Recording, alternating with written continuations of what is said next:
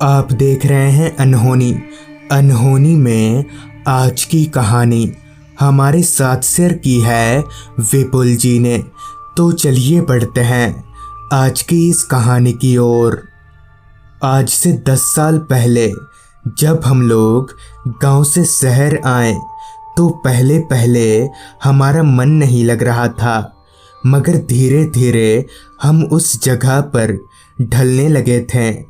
कुछ ही दिनों में मैंने काफ़ी सारे दोस्त बना लिए और अब मैं उनके साथ काफ़ी समय बिताने लगा था।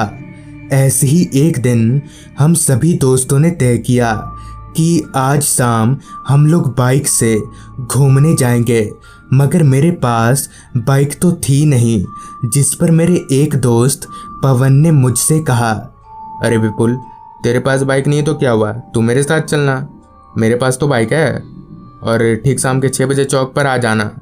सारी बात हो जाने के बाद हम सब अपने अपने घर आ गए।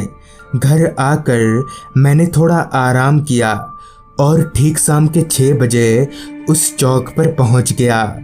करीब 5 मिनट इंतज़ार करने के बाद मेरे सारे दोस्त वहां आ गए और हम सब घूमने निकल पड़े। इस शहर में नया होने की वजह से मैं पहली बार घर से इतनी दूर घूमने आया था। काफ़ी देर इधर उधर घूमने के बाद हम लोगों ने एक होटल में खाना खाया और वापस घर की तरफ आगे बढ़ने लगे। कुछ देर चलने के बाद मेरे सभी दोस्त अपने अपने घर चले गए।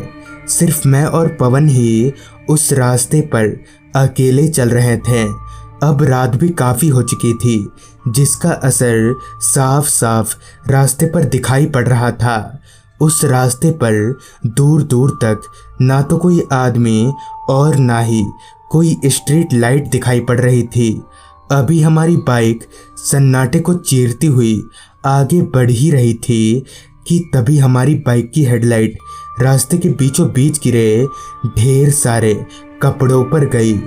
इतने सारे कपड़ों को देखकर पवन ने बाइक रोक दिया और मुझसे कहा, यार रास्ते पर इतने सारे कपड़े किसने रख दिए और हमारी बाइक बिना कपड़े हटाए तो जा नहीं सकती। जिस पर मैंने कहा, अच्छा रुक, मैं उतर कर कपड़े साइड करता हूँ। इतना बोलकर मैं बाइक पर से उतरा और उन कपड़ों को साइड करने के लिए आगे बढ़ने लगा। अभी मैं उन कपड़ों को साइड कर ही रहा था कि तभी उनमें से एक कपड़ा मेरे पैर से लिपट गया और मुझे घसीटते हुए जंगलों की ओर ले जाने लगा। मैं चिल्लाते हुए घसीटा चला जा रहा था।